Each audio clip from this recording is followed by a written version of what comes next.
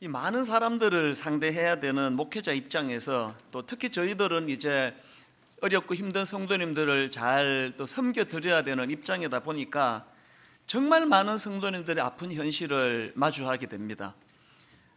그야말로 단 하루도 그냥 넘어가는 일이 없이 성도님들의 이런 눈물, 또 저런 아픔, 또 다른 어떤 고통, 이런 것들을 늘 이제 직면하게 되는데요.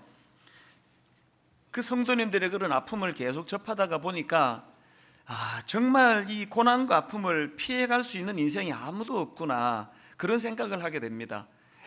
좀 사회적으로 체면도 있고 위치도 있고, 그래서 또 자존심이 또 강하고, 그래서 일절 내색하지 않던 어떤 분들이 갑자기 만나자 그래서 그냥 마음이 무너지고 그냥 오열을 터뜨리고, 또 점잖은 남자분이 눈물이 뚝뚝뚝 떨어지는 이런 것들을 여러 번 목도를 하다가 보니까, 이게 경제적으로 넉넉하다고 고난이 피해가고 가난하다고 두 배로 오는 것도 아니고, 세상적으로 위치가 있다고 또 고난이 또 그 자리를 피해가고 이런 게 아닌 것 같구나.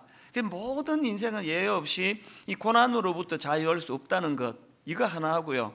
또 그런가 하면은 제가 겪어보니까 이 고난의 종류가 진짜 천차만별이에요. 너무 많습니다. 웬 이 고난의 종류가 이렇게 많은지, 그래서 이거 아니면 저거, 저거 아니면 이거, 그래서 늘 우리는 이 고난에 직면해 있는 그런 인생길이라고 그런 생각을 해보곤 합니다. 오늘 본문에도 보면은 지금 느부갓네살 왕이 극심한 고난에 빠져 있는데, 그는 당시 최고 권력자 아닙니까? 왕에다가 정복자에다가 한마디에 사람 하나 죽이고 살리고 하는 그런 인물이었지만 고난은 피해가지 않는 거예요. 그 느부갓네살 왕이 당하는 극심한 고난을 한번 보시겠습니까? 33절 세 번역입니다. 바로 그 순간에 이 말이 느부갓네살 왕에게 이루어져서 그가 사람 사는 세상에서 쫓겨나서 소처럼 풀을 뜯어 먹었으며 몸은 하늘에서 내리는 이슬에 젖었고 머리카락은 독수리의 깃털처럼 자랐으며 손톱은 새의 발톱같이 자랐다. 이 상상하기 어려운 그런 고난 아닙니까? 그치, 가만히 보니까 이 본문에서 느부갓네살 왕이 겪어야 했던 고난은 뚜렷한 이유가 있는 고난이에요. 그리고 얼마든지 피할 수 있는 고난인데 자기 스스로가 자초한 고난이에요. 하나님이 얼마나 피할 길을 많이 알려주셨습니까? 그 고집불통으로 끝까지 하나님의 말씀에 반응을 하지 않다가 당한 고난이니까 누구를 탓하겠습니까? 근데 여러분, 그 인간이 겪는 고난이 전부 느부갓네살처럼 자기가 어떤 뭐를 자초하고 잘못하고 그런 것만이 아닙니다. 욥처럼 아무 이유 없이 이유를 설명해줘도 못 알아듣겠어요.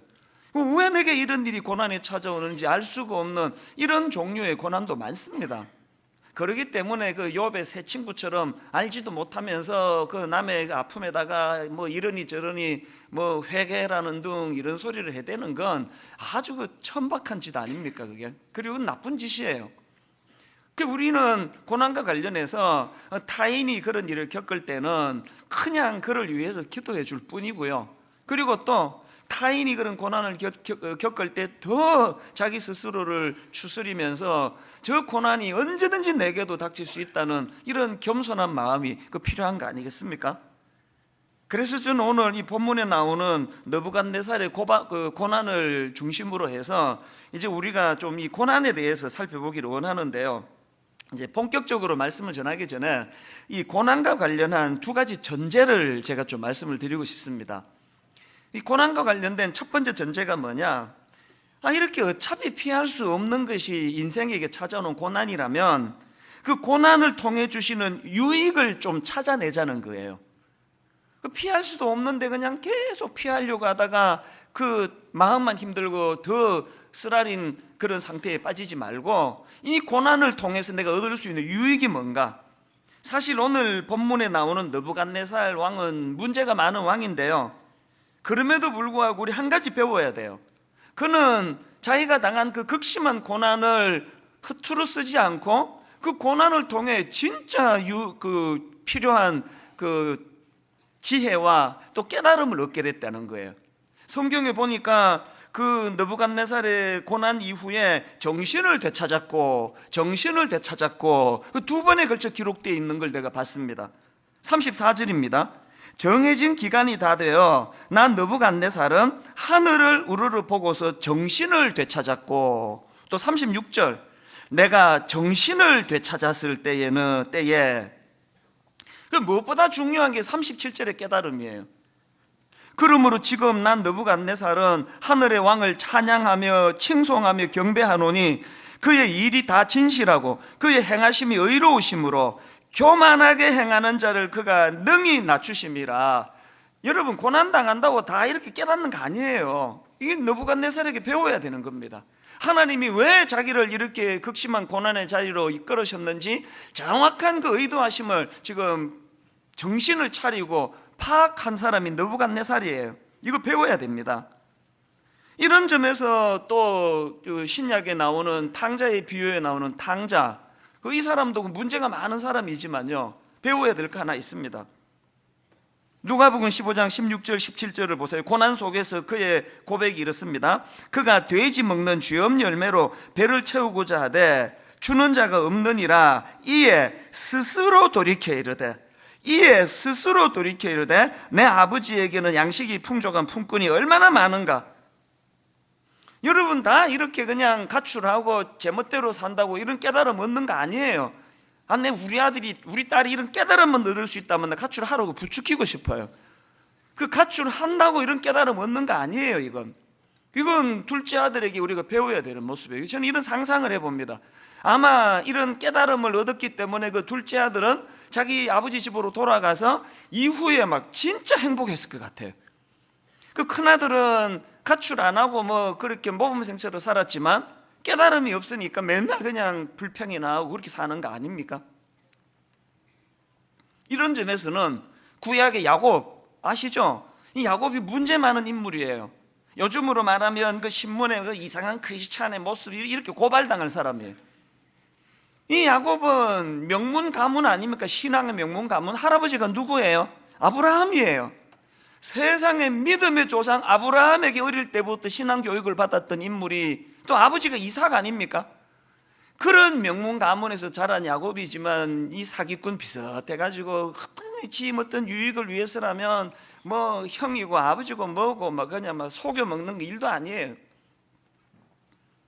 창세기 28장에서도 보니까 지금 그 아버지를 속이고 형을 속이고 그래서 형에게 돌아갈 그 축복을 가로채려고 그렇게 그 못된 짓을 그 짓을 꾸미다가 그게 덧나가지고 이제 그냥 살해 위협을 느끼고 막 격분한 형으로 견딜 수가 없어서 뭐 야반 도주 하듯이 목숨 부지하겠다고 이제 도망간 거 아닙니까?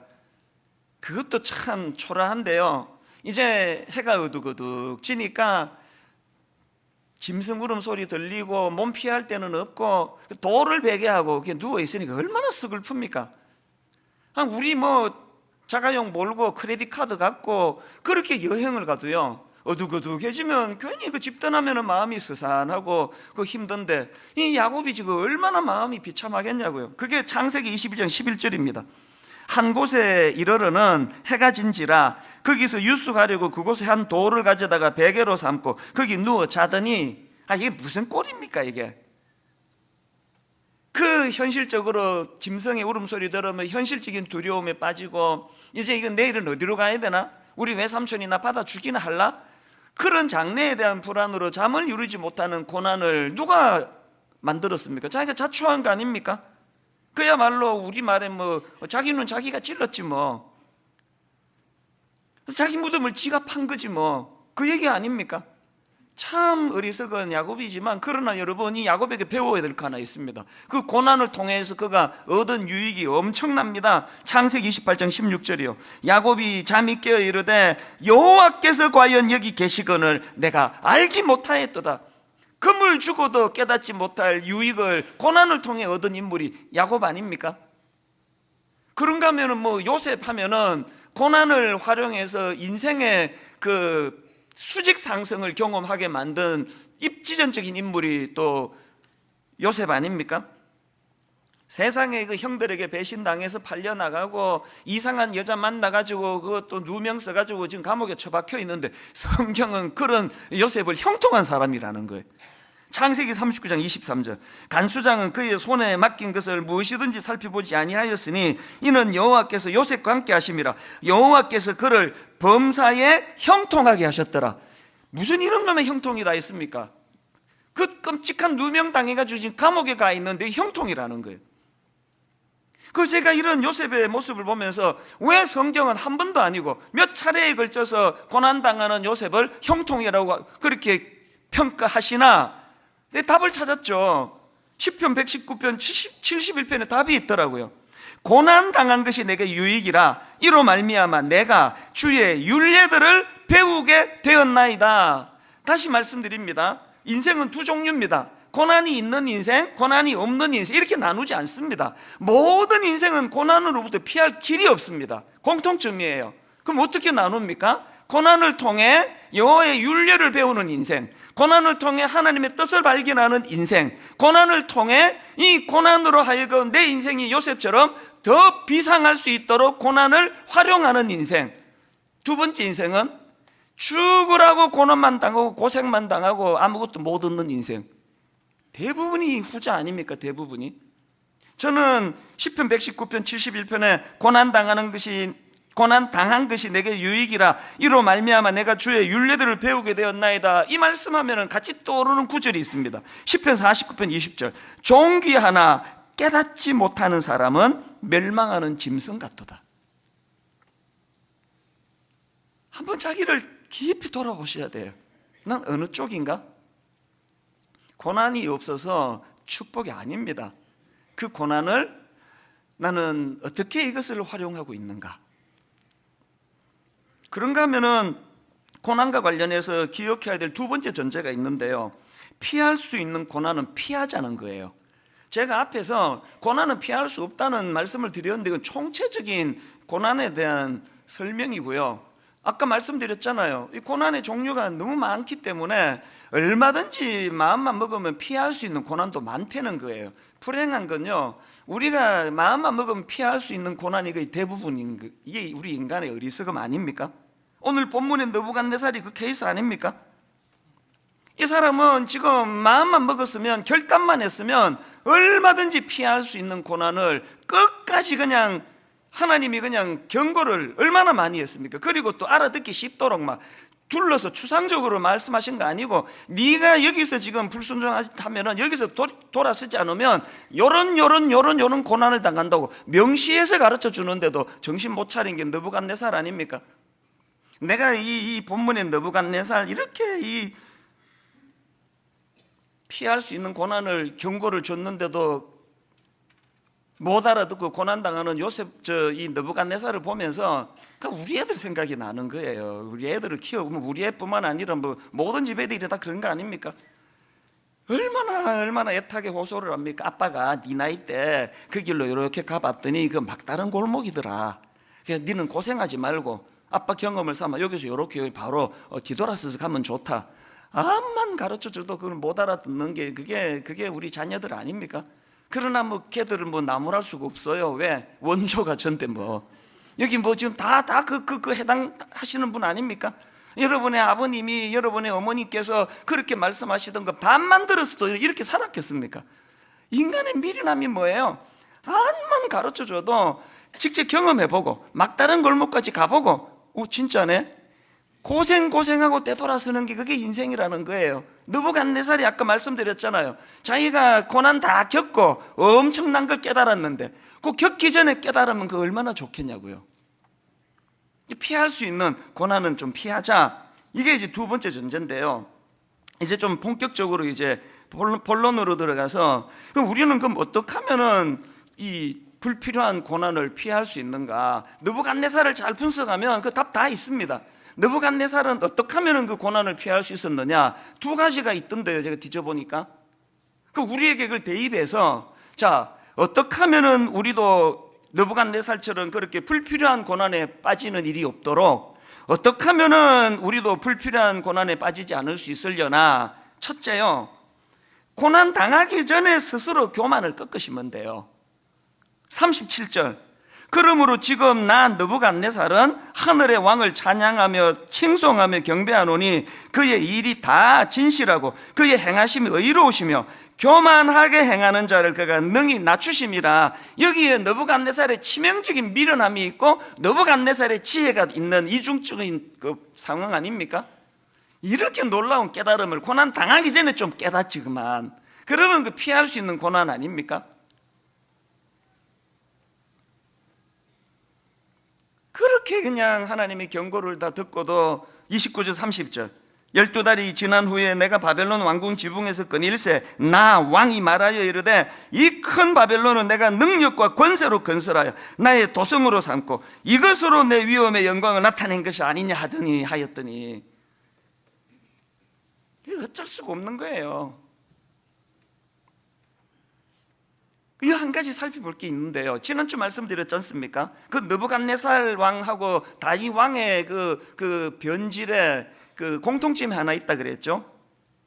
29절에 느부갓네살 케이스입니다. 12달이 지난 후에 내가 바벨론 왕궁 지붕에서 끈일세. 그 다음에 사무엘하 11장 2절은 다윗 왕의 케이스입니다. 저녁 때에 다윗이 그의 침상에서 일어나 왕궁 옥상에서 거닐다가, 둘 다 그 옥상을 거닐다가 이제 어려움을 겪었거든요.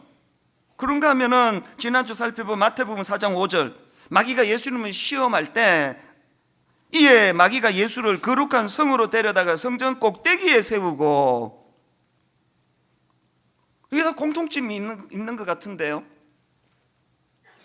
마귀가 그 예수님을 경배하려고 그 높은 성전 꼭대기로 모시고 갔습니까?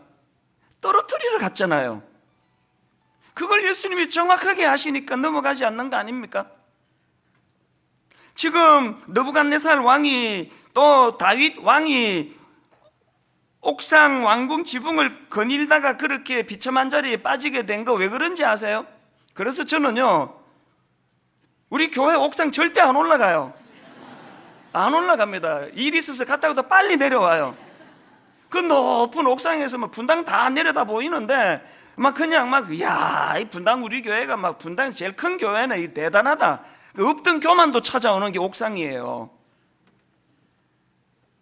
지금 여기 그냥 주변 사람들이 여러분 자꾸 그렇게 막 비행기 태워가지고 옥상으로 올라가가지고 우쭐하신 분 오늘 진짜 잘 오셨습니다. 그거 진짜 위험한 상황이에요. 지금 여러분 그거 진짜 위험한 거예요. 제가 제 자신에게 독백하는 말이 있는데, 추락하는 건 날개도 없다. 이찬수 정신 차려. 이게 저한테 하는 얘기예요. 추락하는 건 날개도 없습니다. 생각해 보세요. 마귀가 예수님을 그렇게 높은 성전 꼭대기로 간 거 경배하기 위한 게 아니라 떨어뜨리기 위한 거라고 한다면 오늘 우리를 향한 공격의 패턴도 다 비슷한 거 아닙니까? 지금 그냥 거품이 무성해가지고 저는 저를 카푸치노 커피라고 그렇게 별명을 오래전에 붙였는데, 이 거품만 무성한데 그냥 그렇게 그냥 아무것도 없는 제가 공중에 붕 떠 과장된 평가를 받는 게 얼마나 두려운 일인지 아세요? 제가 무너져 보세요. 제가 사고 한번 쳐보세요. 3대가 대한민국에서 못 살아요. 제가 사고 치면 우리 아들이 고개 들고 다니겠습니까? 이게 너무너무 위험하고 두려운 상황이에요. 자꾸 주변에서 여러분 띄워준다고 그냥 우쭐해가지고 교만이 그냥 머리 끝까지 올라가 있는 분들은요, 오늘 잘 오셨어요. 바로 회개하고 정신 안 차리면 내일부터 고난이 시작되는 거예요. 내일부터. 느부갓네살처럼 여러분 스스로가 내려오지 않으면 하나님이 끌어내리면요, 그 비참한 거 아닙니까? 빌립보서 2장 3절에 보니까 아무 일에든지 다툼이나 허영을 하지 말고 오직 겸손한 마음으로 각각 자기보다 남을 낮게 여기고. 옥상에 올라가 있는데 그 옥상 위에 누구를 나보다 낮게 여깁니까? 내가 최고인데. 여러분이 꼭 기억하셔야 됩니다. 자꾸 내려오셔야 돼요. 자꾸 내려오셔가지고 어지간하면 나보다 나은 존재, 어지간하면 나보다 인격으로 높은 그런 고매한 존재라고 인정을 자꾸 해드려야지. 사람을 이렇게 그 눈 아래 깔고 보고 이러면 여러분이 안 내려오면 하나님이 강제로 끌어내리시면 그죠, 힘드실걸요 그거. 그래서 겪는 고난이 얼마나 많습니까? 그래서 이 빌립보 2장 3절을 공동 번역으로 보니까 무슨 일에나 이기적인 야심이나 허영을 버리고 다만 겸손한 마음으로 서로 남을 자기보다 낮게 여기십시오. 겸손하기 위해서는요, 이기적인 야망, 허영, 그냥 아무것도 아닌 거 붙잡고 그냥 그게 자기 인생인 것처럼 그런 헛된 야망과 허영을 버리고 겸손히 그렇게 낮아질 때 겪기로 되어 있는 많은 고난들이 떠나가게 될 줄로 믿습니다. 그런가 하면은 두 번째로 불필요한 고난에 빠지지 않는 비결이요, 그 대안으로 주신 27절 말씀을 실천해야 된다는 거예요. 다니엘이 제시하는 대안을 한번 보십시오. 27절입니다. 그런즉 왕이여 내가 아뢰는 것을 받으시고 공의를 행함으로 죄를 사하고 가난한 자를 긍휼히 여김으로 죄악을 사하소서. 그 다음 보세요. 그리하시면 왕의 평안함이 혹시 장구하리이다 하니라. 무슨 뜻이에요? 피할 수 있다는 거예요. 그리하면 느부갓네살이 27절에 다니엘의 그 대안을 따랐더라면 그렇게 그냥 왕이 그 수치스러운 비참한 자리에 빠지는 걸 피할 수 있었대잖아요. 이제 우리가 그거를 잘 살펴봐야 되는데요, 그 다니엘이 제시하는 대안이 보니까 두 가지가 있네요. 첫째, 공의를 행하고요. 공의를 행하고. 27절. 그런즉 왕이여 내가 아뢰는 것을 받으시고 공의를 행함으로 죄를 사하고. 여러 번 말씀드렸지만 그는 포악한 왕이에요. 꿈도 설명도 안 해주면서 꿈 내용도 안 가르쳐주면서 꿈풀이 못한다고 그냥 죽여버리고 하는 그거 얼마나 이게 포악한 짓이에요. 그리고 그 자기 야망을 위해 가지고 군대를 동원해 가지고 남유다를 위시해서 주변에 수많은 나라들을 짓밟고 죽이고 또 그 포로로 끌고 가고, 이런 포악한 짓을 한 게 그게 느부갓네살인데, 다니엘이 당신 진짜 고난을 피하고 싶습니까? 그런 포악한 짓을 멈추고 공의를 행하라는 거예요. 공의를. 오늘 우리에게 적용되는 거 없습니까? 여러분, 피할 수 있는 고난이 있다는데 그 고난을 피하려면 어떻게 한다고요? 내 위치에서 내가 저지르고 있는 포악한 짓을 그만두는 거예요. 제 생각을 많이 해봤습니다. 제가 담임 목사라고 막 우리 부목사들을 막 그냥 내 멋대로 그 종부리도 부리고 감정의 기복이 심해가지고 막 그냥 이랬다 저랬다 하고 편애가 막 가득 차가지고 온 교역자들을 고통으로 몰고 가면은요, 저에게는 피할 수 있는 고통이 무지 엄습할 거라고 생각을 해요.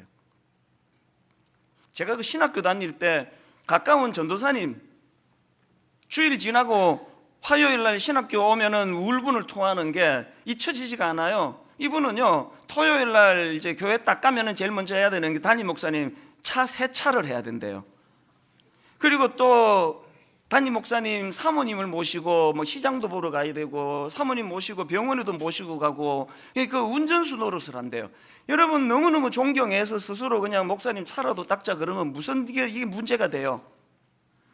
그냥 교육전도사를 그 주의 종으로 대하지 않고 몸종 비슷하게 대하는 그게 문제 아닙니까?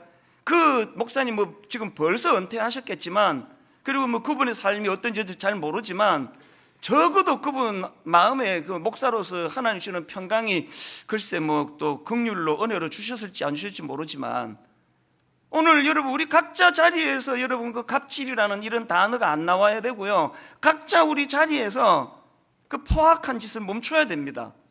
그게 고난을 피하는 방법이라고 지금 성경이 제시하고 있거든요. 그건 여기서 한 가지요. 그 느부갓네살은 왜 그 다니엘의 말을 듣지 않고 그렇게 포악한 짓을 계속했느냐? 23절에 난 답이 있다고 생각합니다. 23절을 보세요. 왕이 보신즉 한 순찰자, 한 거룩한 자가 하늘에서 내려와서 이르기를 그 나무를 베어 없애라. 여기 나오는 한 순찰자는 정확하게 어떤 존재인지 의견이 분분해요. 왜냐하니까 성경에서 이 단어가 다니엘서에만 나오고 있고요, 그리고 또 그 외경에서는 이 표현을 그 천사를 표현할 때 사용한다는 기록은 있는데 학자들마다 의견이 분분해요. 그래서 여기 나오는 한 순찰자는 그저 천상의 어떤 존재로 정도로 뭐 짐작하는 거지 정확하게 그 실체를 모릅니다. 그러나 우리 한 가지 알 수 있는 건 뭐예요?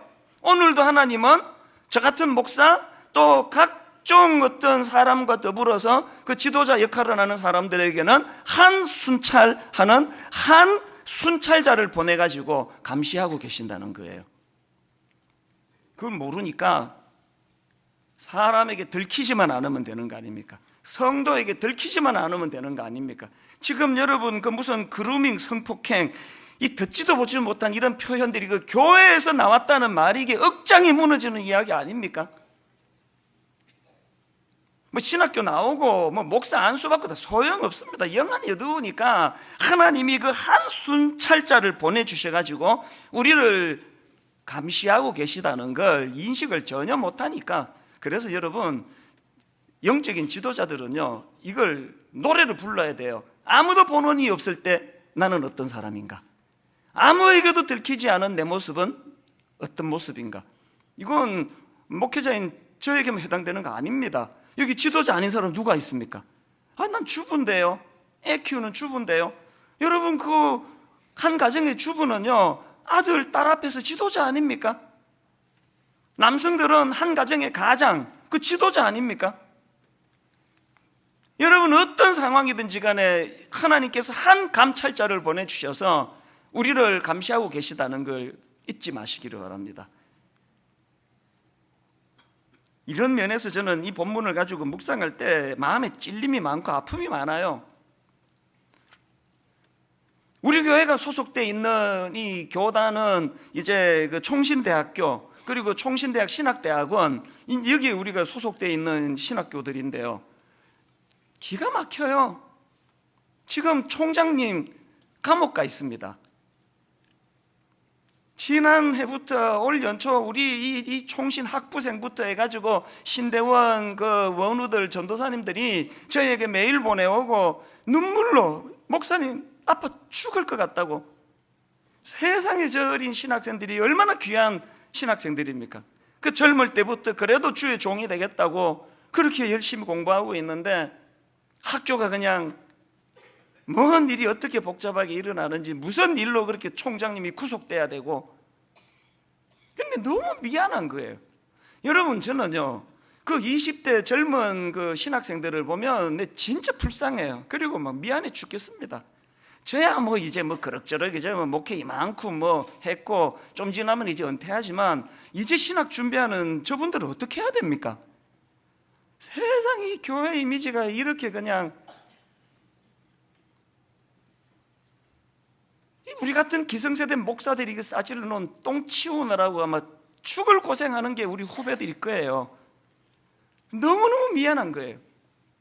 그 젊은 신학도들의 눈물이, 제가 2월 달에 가서 학생들이 초청을 해서 예배를 드리는데 좀 말이 안 나오더라고요. 미안해가지고. 그래서 제가 갑자기 하나님이 저에게 그런 그 영감이라 그럴까 사명을 주셨는데요, 오는 수요 예배, 마침 또 수능 하루 전날 아닙니까? 그래서 오는 수요 예배는요 우리 총신 학생들과 또 우리 수능 아이들 위해 기도하는 그런 특별한 헌신 예배를 좀 드리고 싶어요.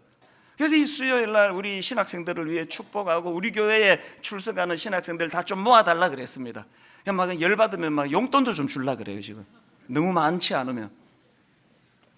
그날 우리 한번 좀 헌금해가지고 이분들한테 장학금도 좀 주고 격려도 좀 하고, 그게 우리 어른들의 미안함을 좀 푸는 길이라고 생각합니다. 오늘 수요일 날 많은 성도님들이 나와서 우리 신학도들을 격려하는 헌신 예배가 드려지기를 바랍니다. 아이고 아까 그 고난을 피하기를 바랍니다 그랬더니만 아멘 그러더니 뭔 이런 소리가 이렇게 조금밖에 안 나옵니까? 오늘 수요일 날 막 제가 지금 말씀 준비하고 있는데 막 근래에 전무후무한 놀라운 말씀이 선포될 줄을 믿습니다. 그래서 우리 젊은이들을 좀 격려하고 또 수능시험 보는 아이들 좀 용기를 좀 북돋아주고 이런, 제가 이번 수요 말씀을 준비하는데 막 얼마나 마음이 설레이는지 모릅니다. 그런가 하면은 두 번째로 여러분 대안 하나 더 있는데요, 가난한 자를 긍휼히 여기라는 거예요. 27절, 그런즉 왕이여 내가 아뢰는 것을 받으시고 공의를 행함으로 죄를 사하고, 그 다음 보세요, 가난한 자를 긍휼히 여김으로 죄악을 사하소서. 그리하시면 왕의 평안함이 혹시 장구하리이다 하니라. 여기서 가난한 건 물질적으로 1차적으로는 물질적으로 가난한 것들을 설명하겠지만, 그러나 여러분 포괄적으로 뭔 말씀하는지 이해가 되는 거 아닙니까? 억울한 일을 당해도 가난하고 힘이 없어서 그 억울함을 호소할 곳이 없는 이웃들의 편이 되는 거, 가난하고 힘든 이런 것들 때문에 상한 마음, 약자, 장애인, 돌봄이 필요한 이웃들, 이런 연약한 이웃들을 주님의 마음으로 긍휼히 여기는 그 마음을 회복할 때 피할 수 있는 고난을 주신다는 거예요. 고난을 피하게 해주신다는 거예요. 지금 우리 교회 에듀투게더, 컬처투게더 그 고급 인력들이 지금 돈 한 푼 안 받고 얼마나 많이 가서 아이들 과외 공부시켜주고, 또 그 가난한 지역 아이들 자기 돈들이 악기 사가면서 컬처투게더 악기 가르쳐주고, 여러분 이런 분들이 가지고 있는 그 정신이 오늘 너부갓네살이 안 갖고 있는 그런 정신 아닙니까? 제가 오늘 이 설교를 준비하면서 갑자기 생각이 나가지고 담당 그 목사님한테 메일을 보냈습니다. 지금 우리 교회 사고 있는 이웃사랑부의 긴급 구호뱅크 현황이 어떻게 되느냐. 깜짝 놀랐습니다. 여러분이 해주신 헌금이요, 지난 4년간 해주신 헌금이 19억 원이 모였대요. 이 긴급 구호뱅크 하나만 놓고. 그리고 또 글자 그대로 긴급한 일로 절망하는 분들 무려 1089명이 그 혜택을 받았대요. 내 머리 숙여 존경을 표합니다. 아침에 제가 마음에 그런 결단이 생기더라고요. 하나님, 이 19억 원의 헌금이 190억 원이 될 때까지 이 일이 계속되기를 원합니다. 하나님, 어려운 일을 당해 낙심하고 절망하는 그들에게 이런 조그만 혜택을 드리는 일을 1089명이 혜택을 받은 걸로부터 해서 1890명이 혜택을 받는 그날까지 이 일이 계속되기를 원합니다. 지금 이삭 죽기 헌금, 노인 성김부, 청소년 성김부, 반찬 전달부, 도배 봉사부, 또 복지재단에 우리 수많은 젊은 복지사들, 직원들, 한 번은요 교회 엘리베이터에서 어떤 여성 성도를 만났는데요, 어디 가시느냐고 물었더니 반찬 만들러 간대요. 근데 처음에는 좀 헷갈렸어요. 잘못 들었나? 무슨 성도님이 교회에 그 반찬 만들러 오느냐고. 그래서 알고 봤더니요, 매주마다 정말 오른손이 아는 거 왼손이 모르게, 왼손이 아는 거 오른손이 모르게 반찬 만들어 가지고 독거노인, 반찬을 만들어 먹을 수 없는 경제적으로 어려운 집 몰래 그거 지금 그 일을 수년 동안, 10수년 동안 하고 있다는 거예요. 잠언 19장 17절에 가난한 자를 불쌍히 여기는 것은 여호와께 구워드리는 것이니 그의 선행을 그에게 갚아주시리라. 이런 마음을 갖고 계시는 주님이 그 연약한 이웃 가난한 자들을 위하여 수고하는 그 손짓 하나를 외면하시겠습니까? 여러분, 그냥 가난한 이웃에게 그 돈 한 푼 그 아까워서 부들부들 떨면서 헌금도 안 하고 그러다가 고난이 와가지고 막 한꺼번에 다 잃어버리는 일이 이 비일비재한 거 아십니까? 오늘 난 결론을 이렇게 맺기를 원합니다. 빌립보서 2장 3절 4절 아무 일에든지 다툼이나 허용을 하지 말고 오직 겸손한 마음으로 각각 자기보다 남을 낮게 여기고, 이게 다니엘에 대한 1번. 그 다음 4절은 2번. 각각 자기 일을 돌볼 뿐더러 또한 각각 다른 사람들의 일을 돌보아 나의 기쁨을 충만하게 하라. 오늘 성찬식이에요. 우리 안에는 이런 선한 마음이 안 나옵니다. 우리 안에는 이런 선한 생각이 나오질 않습니다. 그렇기 때문에 빌립보 2장 6절부터 8절 그는 근본 하나님의 본체시나 하나님과 동등됨을 취할 것으로 여기지 아니하시고 오히려 자기를 비워 종의 형체를 가지사 사람들과 같이 되셨고 사람의 모양으로 나타나사 자기를 낮추시고 죽기까지 복종하셨으니 곧 십자가에 죽으심이라. 끝없이 당신을 낮추어 우리를 구원해 주신 예수 그리스도의 십자가의 그 사랑의 정신과 그 능력만이 우리로 하여금 이런 일을 행할 수 있는 동력을 제공하는 줄로 믿습니다. 오늘 성찬식 때 십자가 앞으로 나아가셔서 이 은혜를 구하시기 바랍니다.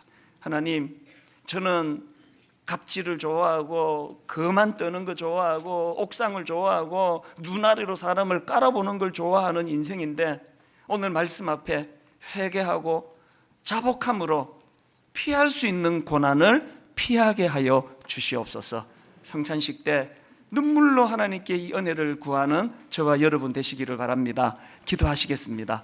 하나님 아버지, 오늘 본문을 읽고 묵상하면서 두려움을 느낍니다. 자꾸 옥상으로 올라가려고 하는 우리의 본능을 억제하기가 어려운데, 하나님 강제로 끌어내리기 전에 스스로 낮아져 나보다 주변 사람을 더 존귀한 존재로 높여줄 수 있는, 나보다 남을 낮게 여기는 아버지, 이 고난을 피하는 대안을 실천할 수 있도록 도와주시옵소서. 교만을 버리고 조금이라도 가진 거 있다면 경제적으로 어려운 가난한 이웃을 위해 나누어 쓰라는 주님의 명령으로 받고, 고난 당해서 다 뺏기기 전에 하나님 선한 일에 이것을 같이 사용하고 나누는 저희들 되게 하시고, 아버지 이 시대 젊은 신학도들, 젊은 목회자들, 그들에게 아버지 긍휼을 베풀어 주셔서 하나님 이 시대에 한번 쓰임받는 종들이 되도록 저희들이 기도하는 은혜도 허락하여 주시옵소서. 인도해 주심을 감사드리옵고 예수님 이름으로 기도드립니다. 아멘. 이제 우리 사도신경 신앙 고백하심으로 성찬식을 거행하도록 하겠습니다. 전능하사 천지를 만드신 하나님 아버지를 내가 믿사오며 그 외아들 우리 주 예수 그리스도를 믿사오니 이는 성령으로 잉태하사 동정녀 마리아에게 나시고 본디오 빌라도에게 고난을 받으사 십자가에 못 박혀 죽으시고 장사한 지 사흘 만에 죽은 자 가운데서 다시 살아나시며 하늘에 오르사 전능하신 하나님 우편에 앉아 계시다가 저리로서 산자와 죽은 자를 심판하러 오시리라. 성령을 믿사오며 거룩한 공회와 성도가 서로 교통하는 것과 죄를 사하여 주시는 것과 몸이 다시 사는 것과 영원히 사는 것을 믿사옵나이다. 아멘. 여러분, 이 성찬식은 예수님의 죽으심과 부활을 기념하고 기억하라고 주님이 명하신 예식입니다. 오늘 이 성찬 예식을 통하여 십자가의 정신을 회복하기 원하는데요, 먼저 이 성찬 예식은 세례 입교받은 분들만 참여할 수 있습니다. 그러나 나머지 모든 분들도 기도하심으로 똑같은 은혜의 자리로 나갈 수 있다고 믿습니다. 이제 주님의 십자가를 기념하는 분병하는 시간인데요, 찢겨진 살을 상징하는 작은 그 조각을 손에 들고서 이제 특별한 찬양 하나를 준비했습니다. 우리 서정민 집사님, 그 판소리 명창부 대통령상을 수상한 분이에요. 또 해금의 김희진 자매는 한예종에서 해금 전공하는 전문가입니다. 우리 오늘 이 판소리 찬양을 들으면서 한번 깊이 십자가의 전달자 가사를 묵상하기를 원합니다. 이제 분병하도록 하겠습니다.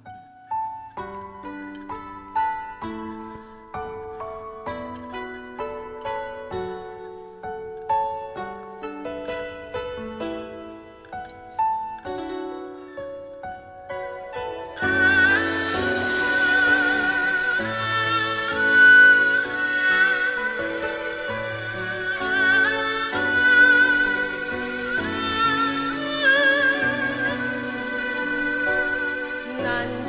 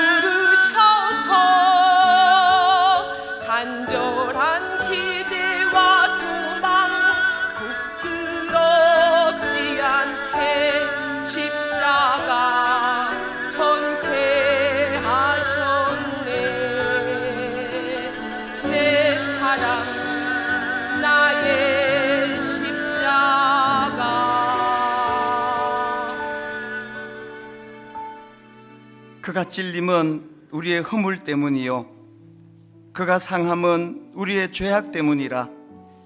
그가 징계를 받음으로 우리는 평화를 누리고 그가 채찍에 맞음으로 우리는 나음을 받았도다. 하나님, 오늘 성령님의 인도하심으로 십자가 앞으로 나아가기를 원합니다. 그저 틈만 나면 높아지려고 틈만 나면 눈을 깔고 상대방을 내려다보기를 좋아하는 우리의 교만을 꺾어주시고, 하나님 아버지, 겸손히 십자가의 자리로 가셨던 그 주님을 본받고 그 십자가의 능력을 덧입어서 우리도 아버지 고난 당하기 전에 겸손의 자리로 나아가도록 인도하여 주시옵소서. 오늘의 이 성찬 예식이 참으로 놀라운 능력의 시간 되게 하여 주시기 원하옵고 예수님 이름으로 기도드립니다. 아멘. 주님의 살이 십자가에 찢기신 것처럼 이제 반으로 나누어서 드시겠습니다.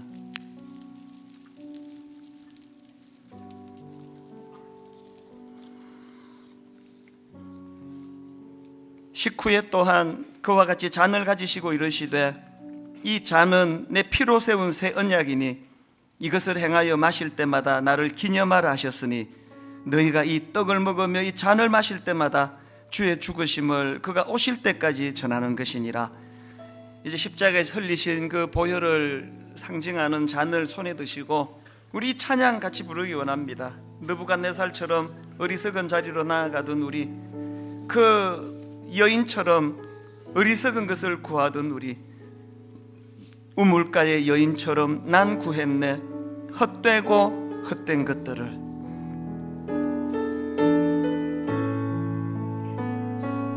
우물가의 여인처럼 난 구했네 헛되고 헛된 것들을. 그때 주님 하신 말씀, 그때 주님 하신 말씀, 내 세매와 생수를 마셔라.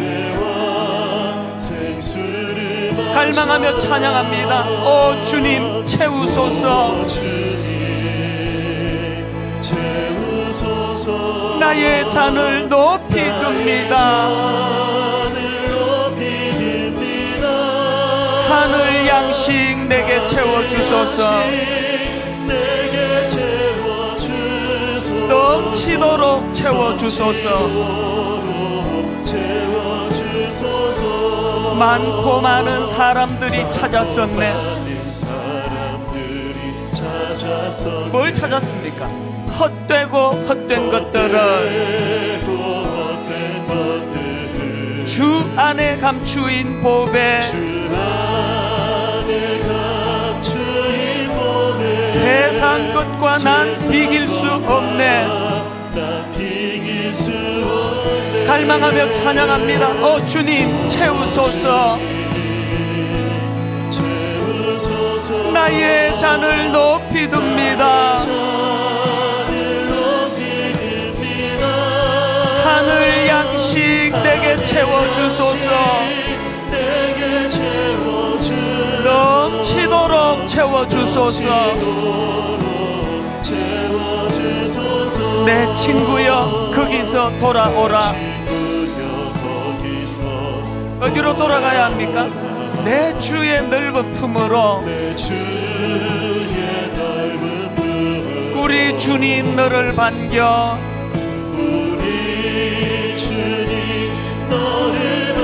그 넓은 품에 안아주시리.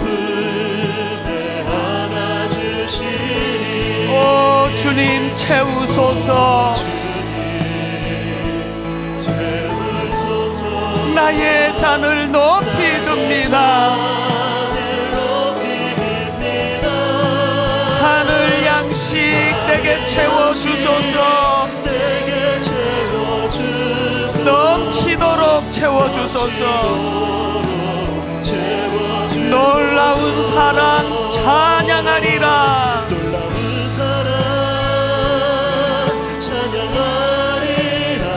우리를 위해 생명 주셨네.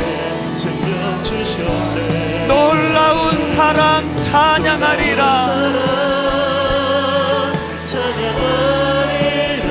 십자가의 그 능력, 십자가의 그 능력,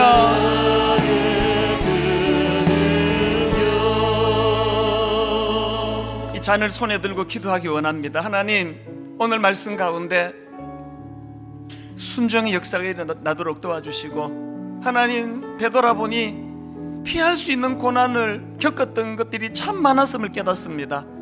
오늘 말씀에 순종하여 아버지, 우리 가정이, 내 자식들이, 나 자신이 피할 수 있는 고난을 피하는 지혜의 자리를 인도하여 주시기 원합니다. 십자가 의지와 우리 합심해서 우리 통성으로 같이 기도하시겠습니다. 살아계신 하나님 아버지, 오늘 말씀 앞에 겸손히 나아가기 원합니다. 십자가의 그 사랑, 낮아지셔서 아버지 하나님 죽으시기까지 낮아지시고 우리를 구원해 주셨던 그 은혜, 십자가를 기억하며 주님께서 찔리시고 아버지, 탐만 나면 스스로 높아지기를 원하는 우리의 교만을 꺾어주시는 능력이 십자가임을 다시 한번 깨닫습니다. 하나님, 우리를 불쌍히 여겨주셔서 그 은혜의 자리, 십자가의 자리, 겸손의 자리, 고난을 피할 수 있는 능력의 자리, 아버지, 그 자리로 나아가도록 인도하여 주시옵소서. 아버지, 그 은혜 안에 거하며 하나님의 하나님 계심을 고백하며 아버지, 하나님의 그 은혜 안에 거하는 우리의 삶이 하나님 될 수 아버지, 있도록 아버지 인도하여 주시옵소서. 지금 고난 중에 있는 성도님들에게 오늘 이 말씀이 능력이 되어 고난을 단축시키는 은혜의 자리로 우리의 삶이 될 수 있도록 주님 인도하여 주시옵소서. 그렇게 일하시고 역사하실 주님을 바라봅니다.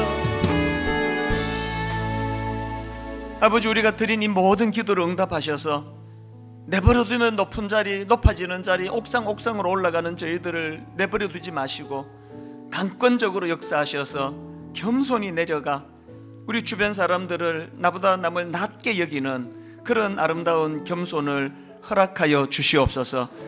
감사드리옵고 예수님 이름으로 기도드립니다. 아멘.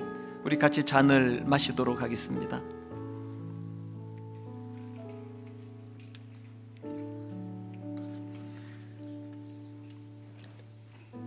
잔은 오른편으로 전달해 주시면 감사하겠습니다. 이제 우리 찬송가 151장, 만왕의 왕 내 주께서 왜 고초당했나, 이 벌레 같은 날 위해 그 보혈 흘렸네. 만왕의 왕 내 주께서 왜 고초당했나, 이 벌레 같은 날 위해 이 벌레 같은 그 보혈 흘렸네. 십자가 내가 처음 볼 때에 나의 마음의 큰 고통 사라져 오늘 믿고서 내 눈 밝았네. 참 내 기쁨 영원하도다. 우리 다 자리에서 일어나셔서 주 십자가 못 박힘은 속죄함 아닌가. 그 긍휼함과 큰 은혜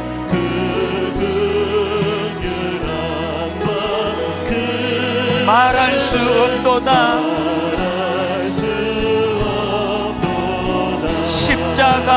십자가 내가 처음 볼 때 나의 마음의 큰 고통 사라져 오늘 믿고서 내 눈 밝았네. 참 내 기쁨 영원하도다. 오늘 두 가지 기도하고 우리 마치기를 원하는데요, 오늘 목요일날 수능시험이 있습니다. 세상에 저 어린 애들, 경험도 하나도 없는 애들을 저 극심한 경쟁의 장으로 몰고 간 게 누굽니까? 너무너무 많은 애들이 지금 불면증에, 소화불량에, 우울증에, 감당할 수 없는 경쟁에 내몰리고 있는데, 하나님 수능시험 보는 저 아이들 불쌍히 여겨주시고 아버지 하나님 주실 수 있는 마음의 평안 허락해 주시기 원합니다. 그런가 하면 같이 기도할 때 아버지 이 땅의 신학도들을 위해, 아버지 젊은 목회자들을 위해 기도합니다. 저들이 겪어내야 될 그 고난의 가시밭길 십자가, 우리 어른들이, 우리 저 같은 기성교회 목사들이 저질러놓은 그 죄악들 때문에 아버지 한국교회가 지금 이런 수치스러운 자리에 빠졌는데 저들을 불쌍히 여겨주시고 오는 수요일날 하나님 앞에 드려지는 헌신 예배, 우리 신학도들이, 우리 목회자들이 힘을 얻는 예배되게 해주시기 원합니다. 우리 한 목소리로 통성으로 같이 기도하시겠습니다. 살아계신 하나님 아버지, 성령님 은혜를 시험 구합니다. 은혜의 자리로 나아가기를 원합니다. 수능시험을 앞두고 너무나 많은 우리 어린 아이들이 고통을 받고 있습니다. 불면증으로, 신경쇠약으로, 음식을 입에 잘 먹지를 못하고 자기 자신을 너무나 버러지같이 초라한 인생으로 전락시키고 말로 다 할 수 없는 어려움에 빠진 우리 어린 자녀들을 불쌍히 여겨주셔서 이번 목요일날 하나님의 함께 하심을 맛보게 하여 주시옵소서.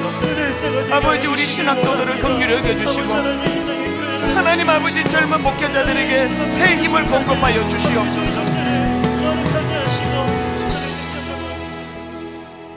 하나님 아버지, 우리 어린 자녀들을 위하여 회개하며 기도합니다. 우리 어른들의 잘못된 탐심으로 말미암아 아버지, 전 세계에서 저 어린애들을 가장 못살게 구는 나라 중에 하나로 너무너무 어린애들이 이 경쟁의 구도에 뛰어들어서 잠을 이루지 못하고 우울하고 자기 스스로를 너무나 초라하게 여기며 아버지, 겪지 않아도 되는 그 아픔을 겪게 만든 저희들의 기성세대의 죄악을 용서하여 주시옵소서. 하나님, 한국교회를 이 지경으로 만든 저희들의 죄를 주님 고백하며 은혜를 구합니다. 아버지, 우리들의 기성세대 목회자들의 잘못으로 이제 신학도들 젊은 20대 30대 저들이 걸어가야 될 그 가시밭길을 생각하면 얼마나 마음이 아프고 부끄럽고 미안한지, 하나님 아버지, 저들에게 피할 길을 주시고 혼미한 이 시대에 아버지, 빛을 드러내는 우뚝 선 종으로 설 수 있도록 긍휼을 베풀어 주셔서 오늘 수요일날 그 헌신 예배가 진짜로 하나님 앞에 드려지는 헌신 예배 되게 하여 주시옵소서.